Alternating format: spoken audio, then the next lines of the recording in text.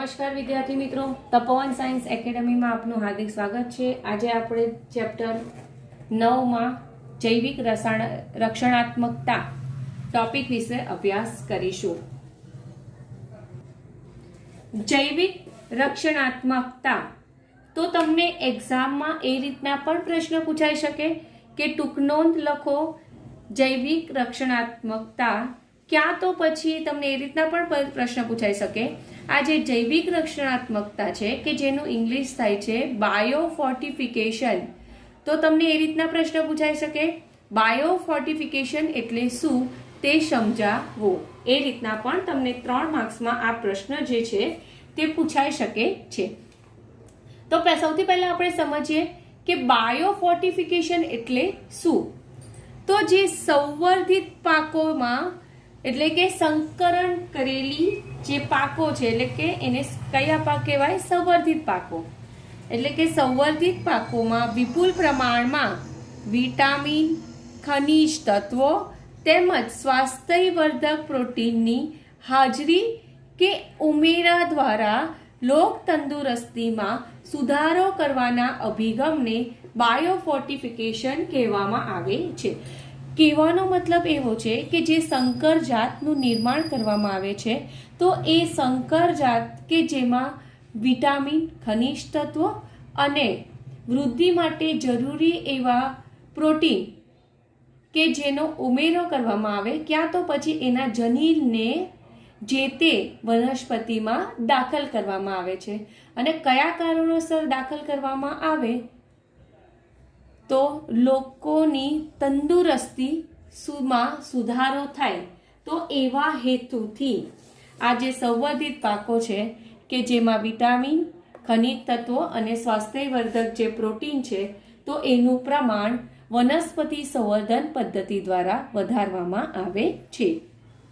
હવે સુધારેલા પોષણ ગુણવત્તા માટે કરવામાં આવતા સંવર્ધનમાં ધ્યાનમાં લેવામાં આવતા મુદ્દા એટલે કે જ્યારે ઈચ્છિત લક્ષણ તરીકે પોષણની ગુણવત્તા લેવામાં આવે તો કયા મુદ્દા ધ્યાનમાં રાખવાના હોય? તો પ્રોટીનનું પ્રમાણ અને તેની ગુણવત્તા। એટલે પ્રોટીનનું પ્રમાણ ઓછું ન હોવું જોઈએ, સારી એવી માત્રામાં હોવું જોઈએ અને એની ગુણવત્તા પણ સારી હોવી જોઈએ। તો જે સુધારેલ પાક છે તો એમાં પ્રોટીનનું પ્રમાણ અને એની ગુણવત્તા સારી હોવી જોઈએ। ત્યારબાદ બીજો મુદ્દો એ છે કે તેલનું પ્રમાણ અને તેની ગુણવત્તા એ પણ સારી માત્રામાં હોવું જોઈએ। વિટામિનનું પ્રમાણ અને ગુણવત્તા પણ સારું હોવું જોઈએ, એટલે કે વિટામિનનું પ્રમાણ જે સંવર્ધિત પાક છે તેમાં વધુ માત્રામાં હોવું જોઈએ। તેમજ જે લઘુ પોષક તત્વો અને જે ખનિજ તત્વોનું પ્રમાણ પણ જે સુધારેલ પાક હોય તો એમાં વ્યવસ્થિત માત્રામાં હોવું જોઈએ।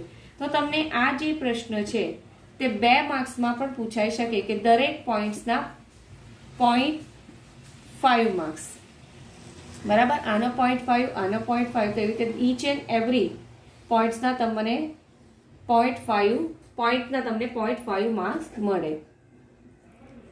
આ ડાયરેક્ટ પ્રશ્ન પૂછાય કે જે સુધારેલા પાક ગુણવત્તા માટે કરવામાં આવતા સંવર્ધનમાં કયા મુદ્દાઓ ધ્યાનમાં લેવામાં આવે છે, તો તમારે આ 4 વસ્તુ લખી દેવાની। આગળ વાત કરીએ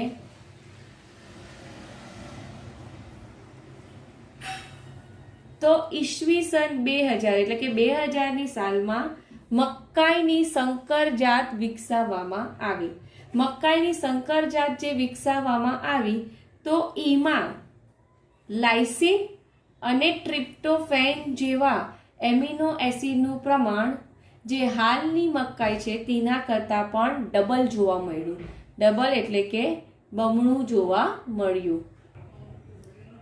એટલે કે જે નોર્મલ મકાઈની જાત હતી તેના કરતાં જે મકાઈની સંકર જાત વિકસાવવામાં આવી તો એમાં આ લાઇસિન અને ટ્રિપ્ટોફેન જેવા એમિનો એસિડનું પ્રમાણ ડબલ જોવા મળ્યું। તો આ જે તમને ટ્રિપ્ટોફેન અને લાઇસિન જે છે તે એમસીક્યુમાં પૂછાઈ શકે કે મકાઈની સંકર જાતમાં કયા એમિનો એસિડનું પ્રમાણ વધુ માત્રામાં હોય છે।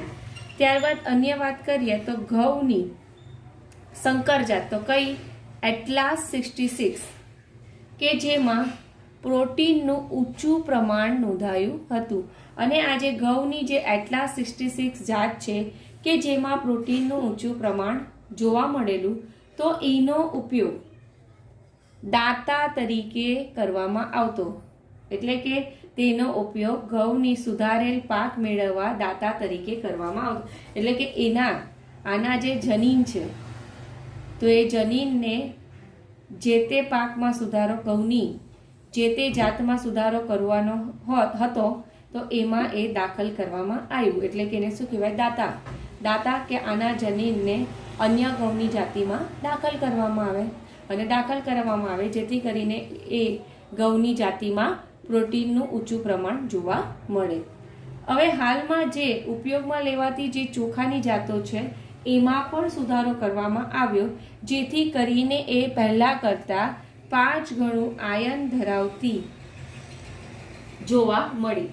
એટલે કે આ જે ચોખાની હાલની જાત છે એમાં સુધારો કરવામાં આવ્યો, જેથી કરીને એ પહેલા એનામાં જે આયનનું પ્રમાણ જોવા મળતું એના કરતાં પણ 5 ગણું આયનનું પ્રમાણ સુધારેલ પાકમાં જોવા મળ્યું. આપણે હવે આ ટોપિકમાં આગળ વાત કરીએ તો આ જે ક્ષેત્ર છે, એટલે કે આ બાયોફોર્ટિફિકેશન ક્ષેત્ર છે કે જેમાં ભારતીય કૃષિ સંશોધન સંસ્થા કે જેને ઇન્ડિયન એગ્રીકલ્ચરલ રિસર્ચ ઇન્સ્ટિટ્યૂટ ઇંગ્લિશમાં કહેવામાં આવે છે, અને એને શોર્ટકટમાં IARI વડે લખવામાં આવે છે, કે જે આ જે સંસ્થા છે તે ન્યૂ દિલ્હી ખાતે કાર્યરત છે. તો એકચ્યુઅલી આ જે ભારતીય કૃષિ સંશોધન સંસ્થા છે આ જે સંસ્થા છે કે જે વનસ્પતિ જે છે કે એની એવી જાતો બનાવી કે જેમાં વિટામિન, ખનિજ તત્વો પહેલાં હતું એના કરતાં પણ વધુ માત્રામાં જોવા મળી. તો IARI એ વિટામિન અને ખનિજ તત્વોનું વધારે પ્રમાણ ધરાવતી શાકભાજીની કેટલીક જાતિઓ મુક્ત કરેલી છે. એટલે કે માર્કેટ લેવલ પર જે છે, એટલે કે એ લોકોએ એ વેચવાનું સ્ટાર્ટ કર્યું. એટલે કે સૌથી પહેલાં એ લોકોએ લેબ લેવલ પર એનું રિસર્ચ કર્યું, અને ત્યારબાદ એને ખેડૂતોને આપ્યું. ખેડૂતોએ એને ઉગાડ્યું, અને એમાં જે ખેડૂતોએ ઉગાડ્યું આજે શાકભાજી, તો એમાં પણ આ વિટામિન અને ખનિજ તત્વોનું પ્રમાણ વધારે માત્રામાં જોવા મળ્યું. ત્યારબાદ એનો વધારે પ્રમાણમાં ખેતી કરવાનું સ્ટાર્ટ કર્યું, અને એને માર્કેટમાં વેચવાનું જે તે શાકભાજીની જાતિ સ્ટાર્ટ કરી. હવે તમને કેટલાક ઉદાહરણો જોઈએ કે જે આવી રીતે વનસ્પતિની જે સંવર્ધન પદ્ધતિ દ્વારા જે તે વનસ્પતિમાં વિટામિન અને ખનિજ તત્વોનું પ્રમાણ વધારે એડ કરવામાં આવ્યું. એટલે કે વનસ્પતિની જે સંવર્ધન પદ્ધતિ છે, તો એના દ્વારા ઊંચી માત્રામાં વિટામિન અને ખનિજ તત્વો તેમજ પ્રોટીન ધરાવતી જે વનસ્પતિની જે જાતિઓ છે તે વિકસાવવામાં આવી, કે જેથી કરીને લોકોને, એટલે કે આપણા જેવા લોકોને સારી ગુણવત્તા ધરાવતું ખોરાક તો મળી રહે, અને સાથે સાથે એનામાં પ્રોટીન, વિટામિન જેવા પદાર્થો તેમજ ખનિજ તત્વોનું પ્રમાણ પણ સારું મળી રહે, જેથી કરીને આપણી તંદુરસ્તી સારી એવી જળવાઈ રહે. તો કેટલાક ઉદાહરણ જોઈએ કે વિટામિન A નું ઊંચી પ્રમાણ ધરાવતી ગાજર, પાલક અને કોળું જેવી વનસ્પતિઓ વિકસાવવામાં આવી. બરાબર? એટલે ઓલરેડી વિકસાવવામાં આવી એટલે મતલબ કે ગાજર, પાલક અને કોળું જે સૌ પહેલાં હાજર જ હતું, પરંતુ એમાં જે પહેલાં વિટામિન એનું પ્રમાણ જોવા મળતું તેના કરતાં જ્યારે સંવર્ધન પદ્ધતિ કરવામાં આવી અને સંવર્ધન દ્વારા જે સંકરજાત બનાવવામાં આવી, તો એનામાં વિટામિન એનું ઊંચું પ્રમાણ જોવા મળ્યું. એવી રીતે વિટામિન સીનું ઊંચું પ્રમાણ ધરાવતા કારેલા, રાઈ, ટામેટાં અને ચીલની ભાજી જેવી વનસ્પતિઓ વિકસાવાઈ હતી, કે જેમાં પહેલાં કરતાં વધુ માત્રામાં વિટામિન સીનું પ્રમાણ જોવા મળતું. આજે ચીલની ભાજી એટલે કે એક પ્રકારની ભાજીનું નામ છે કે જેને બાથુઆ પણ કહેવામાં આવે છે. ત્યારબાદ પાલક અને ચીલની ભાજી વિકસાવવામાં આવી કે જેમાં કેલ્શિયમ અને લોહનું પ્રમાણ વધુ જોવા મળતું. ત્યારબાદ પ્રોટીનથી સમૃદ્ધ એવા વાલ, વાલોળ, ફણસી અને વટાણા વગેરે જેવી કઠોળની જાતિઓ વિકસાવવામાં આવી. એટલે કે આ જે જુદી જુદી વનસ્પતિ છે કે જેમાં પહેલાં કરતાં વધુ માત્રામાં વિટામિન છે, કેલ્શિયમ છે અને પ્રોટીન છે તે જોવા મળ્યું એવી જાતો વિકસાવવામાં આવી હતી. તો તમારે આ બધા જે નામ છે જેમ કે વિટામિન એ નું ઊંચું પ્રમાણ ધરાવતી વનસ્પતિ કઈ તો ગાજર, પાલક અને કોળું. વિટામિન સી કે જે ઊંચું પ્રમાણ ધરાવતી કઈ વનસ્પતિઓ કઈ જાતની વનસ્પતિઓમાં વિકસાવવામાં આવી તો કારેલા, રાઈ, ટામેટા અને ચીલની ભાજી. તો એ રીતના તમને 1 માર્કનો ક્વેશ્ચન પણ પૂછાઈ શકે. હવે આપણો ટોપિક છે એક કોષજન્ય પ્રોટીન. આ જે એક કોષજન્ય પ્રોટીન છે કે જેને ઇંગ્લિશમાં સિંગલ સેલ પ્રોટીન એટલે કે શોર્ટકટમાં SCP વડે પણ લખવામાં આવે છે. હવે તમને એક શોર્ટમાં કહું કે એક કોષજન્ય પ્રોટીન એટલે કે એક કોષીય સજીવ માંથી મેળવવામાં આવતું પ્રોટીન. તો એવા કયા એક કોષીય સજીવ જેમ કે બેક્ટેરિયા છે કે જેની વૃદ્ધિ કરવાથી એનામાંથી ઘણું બધું પ્રોટીન મેળવી શકાય છે. પરિણામે એનું નામ શું આપવામાં આવ્યું? એક કોષજન્ય પ્રોટીન. પણ બધા જ બેક્ટેરિયા એવા નથી હોતા કે જેનામાં સારું એવું પ્રોટીન ઉત્પન્ન કરવાની ક્ષમતા હોય છે. કયા પ્રકારના બેક્ટેરિયામાં હોય છે તે આપણે આગળ જતા જોઈશું જ. જેમ કે આપણે જોઈએ કે હાલની જે વધતી જતી વસ્તી છે તો એ વધતી જતી વસ્તી કે જેમાં મનુષ્ય પણ આવી જાય અને પ્રાણી પણ આવી જાય છે કે જેમાં જે પારંપરિક કૃષિ પદ્ધતિનો ઉપયોગ કરવાથી જે ધાન્ય, કઠોળ, શાકભાજી અને ફળનું ઉત્પાદન કરવામાં આવે છે તો એ એટલું પૂરતા પ્રમાણમાં હોતું નથી કે જે વધતી જતી વસ્તી એટલે કે મનુષ્ય અને પ્રાણીઓની જરૂરિયાતોની પૂર્તિ કરી શકે.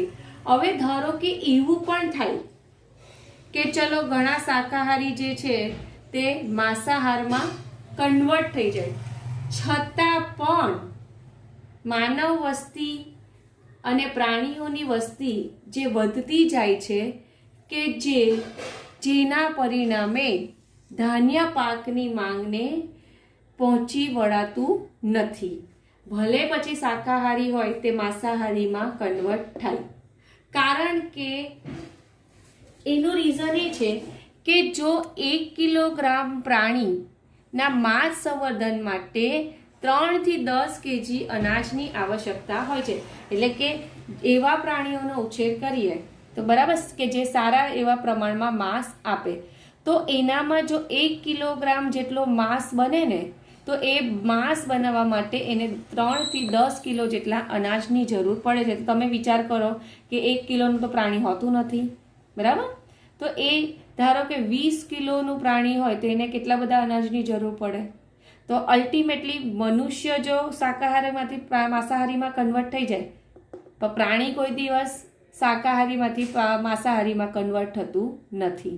તો એને ખોરાક માટે ધાન્ય પાકની જરૂર તો પડે જ છે. તો આવા કેસમાં શું થાય છે કે 25%થી પણ વધુ માનવ વસ્તી જે છે તે ભૂખમરા અને કુપોષણનો શિકાર થાય છે. કારણ કે એ 25%થી પણ વધુ લોકો જે છે તેને પોષણયુક્ત ખોરાક નથી મળતું. ઘણા લોકો તો એવા હોય છે કે જેને ખાવા માટે ખોરાક સુદ્ધા મળતું નથી. હવે એમને ખોરાક જ નહીં મળે એટલે એ લોકો શું થાય? ભૂખમરા અને કુપોષણનો શિકાર થાય છે. તો એની માટે મનુષ્ય અને પ્રાણીઓમાં પ્રોટીનના પોષણ માટે એક વૈકલ્પિક સ્ત્રોત એટલે કે ઓપ્શનલ સ્ત્રોત તરીકે એક કોષજન્ય પ્રોટીન હોય છે. એટલે કે પ્રોટીનના આહાર તરીકે સ્વીકૃત સૂક્ષ્મજીવો એટલે કે ઘણી એવી લીલ હોય છે, ઘણી એવી ફૂગ હોય છે, જેમ કે મશરૂમ, કે જેનો ખોરાક તરીકે ઉપયોગ કરવામાં આવે તો એમાંથી વધુ માત્રામાં પ્રોટીન મળી રહે છે.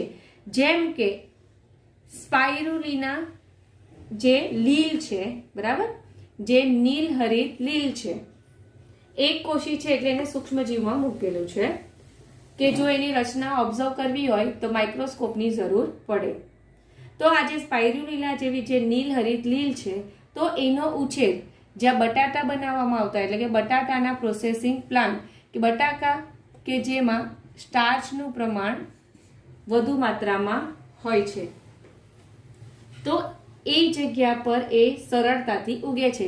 ક્યાં તો પછી ઘાસની સળીઓ, મોલાસીસ, પ્રાણીજ ખાતર અને જે ગટરના પાણી હોય તો એવી જગ્યા પર આજે સ્પાઇરુલિના છે તે સરળતાથી વિકસે છે. એટલે કે આવી બધી જગ્યા પર એનો સરળતાથી ઉછેર કરી શકાય છે. હવે આજે સ્પાઇરુલિના જે લીલ છે કે જેમાં પ્રોટીન, ખનિજ તત્વો, ચરબી એટલે કે મેદ, કાર્બોદિત અને વિટામિન વધુ માત્રામાં એટલે કે સારી માત્રામાં જોવા મળે છે. અને જો આ સ્પાઇરુલિનાનો ખોરાક તરીકે ઉપયોગ કરવામાં આવે તો એ ભરપૂર ખોરાક તરીકેની ગરજ સારે છે. એટલે કે ગુણવત્તાયુક્ત ખોરાક તરીકેની ગરજ સારે છે કે જેમાં પ્રોટીન, ખનિજ, મેદ, કાર્બોદિત, વિટામિન જેનું પ્રમાણ ખૂબ વધારે માત્રામાં જોવા મળે છે. અને જો એનો ખોરાક તરીકે ઉપયોગ કરવામાં આવે તો એ જે મનુષ્ય કે પ્રાણી ખાય તો એનામાં આ જે પ્રોટીન છે, કાર્બોદિત છે એનું પ્રમાણ સારું એવું થઈ જાય છે, જેથી કરીને એ કુપોષણ કે ભૂખમરાનો શિકાર થાય નહીં. અને બીજી વસ્તુ કે એનો ઉછેર પણ સરળતાથી થાય છે, જેમ કે ઘાસની સળીઓ છે, પ્રાણીજ ખાતર છે, ગટરના પાણી છે, તો એવી બધી જગ્યા પર એ સરળતાથી એને ઉછેરી શકાય છે. અન્ય ઉદાહરણ જોઈએ કે મિથાઇલોફિલસ મિથાઇલોટ્રોફસ બેક્ટેરિયા કે જે ઉચ્ચ જૈવભાર ઉત્પાદન અને એની વૃદ્ધિના કારણે એટલે કે એની જે વૃદ્ધિની ક્ષમતા વધુ અને એનામાં ઉચ્ચ જૈવભારની ઉત્પાદન ક્ષમતા હોવાથી તે 25 ટન પ્રોટીન ઉત્પન્ન કરવાની ક્ષમતા ધરાવે છે. એટલે કે આ એક જ બેક્ટેરિયા નહીં, જે બેક્ટેરિયાની જો મોટા પાયે વૃદ્ધિ કરવામાં આવે, ઉછેર કરવામાં આવે તો એ 25 ટન જેટલા પ્રોટીનની ઉત્પન્ન કરવાની ક્ષમતા ધરાવે છે. એટલે કે ઔદ્યોગિક ઇન્ડસ્ટ્રી લેવલ પર જો આ બેક્ટેરિયાનો ઉછેર કરવામાં આવે તો એમાંથી 25 ટન જેટલો પ્રોટીન ઉત્પન્ન કરાવી શકાય છે. તો ત્યારબાદ બીજું એક્ઝામ્પલ જોઈએ તો મશરૂમનો જો ખોરાક તરીકે ઉપયોગ કરવામાં આવે તો એમાંથી ભરપૂર માત્રામાં પ્રોટીન મળી શકે છે. પણ બધી જ મશરૂમ એટલે કે બિલાડીનો ટોપ જે છે તે ખાવા માટે ઉપયોગી નથી. એમાંથી કેટલીક જ જાત જે છે તે ખોરાક તરીકે એનો ઉપયોગ કરી શકાય છે. એવી રીતે આપણે એમ કહીએ તો આવા જે મશરૂમ છે, મિથાઇલોફિલસ મિથાઇલોટ્રોફસ બેક્ટેરિયા છે, સ્પાઇરુલિના જેવી એ જે એક કોષી લીલ છે, તો એને શું કહેવાય? આ બધાને સૂક્ષ્મજીવો. તો આવા બધા સૂક્ષ્મજીવોનો જો ખોરાક તરીકે ઉપયોગ કરવામાં આવે તો એમાંથી પ્રોટીન, વિટામિન છે, ખનિજ તત્વો છે કે જે સારી માત્રામાં મળી રહે છે, કે જે આપણને શાકભાજી કે માંસ ખાવાથી મળતું નથી. તો આ બધાનો જો ખોરાક તરીકે ઉપયોગ કરવામાં આવે તો એમાંથી સારી એવી ગુણવત્તાવાળું પ્રોટીન મળી રહે છે.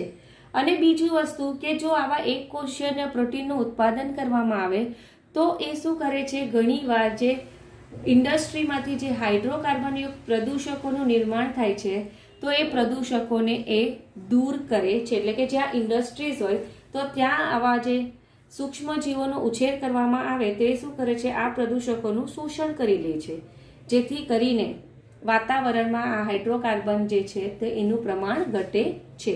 તો એના ઉપયોગથી શું થાય છે? પર્યાવરણ પ્રદૂષણમાં પણ ઘટાડો થાય છે. એટલે કે આપણે હવે એવું કહી શકીએ કે સૂક્ષ્મ જીવોનો પણ આહાર તરીકે ઉપયોગ એ સ્વીકૃતિ પામી છે. એટલે કે આવા બધા સ્પાઇરુલિના છે, મશરૂમ છે, મિથાઇલોફિલસ મિથાઇલોટ્રોફસ છે કે જેના ઉપયોગથી પ્રોટીન શરીરમાં સારા એવા પ્રમાણમાં મળી રહે છે. તો અહીંયા આપણો એસસીપીનો ટોપિક પૂર્ણ થાય છે. તો તમને આ એસસીપીની જગ્યા પર એક્ઝામમાં પ્રશ્ન એ રીતના પણ પૂછાઈ શકે કે પ્રોટીન પોષણ માટે વૈકલ્પિક સ્ત્રોત જણાવો. એટલે કે આપણને જે શાકભાજી, ફળ, બરાબર, ધાન્ય પાકમાંથી જે પ્રોટીન મળે છે એના સિવાય વૈકલ્પિક સ્ત્રોત એટલે કે એના સિવાય એવો કયો ઓપ્શનલ ખોરાક છે કે જેમાંથી પ્રોટીન સારા પ્રમાણમાં મળી જાય, જેમ કે મશરૂમ, મિથાઇલોફિલસ મિથાઇલોટ્રોફસ અને સ્પાઇરુલિના.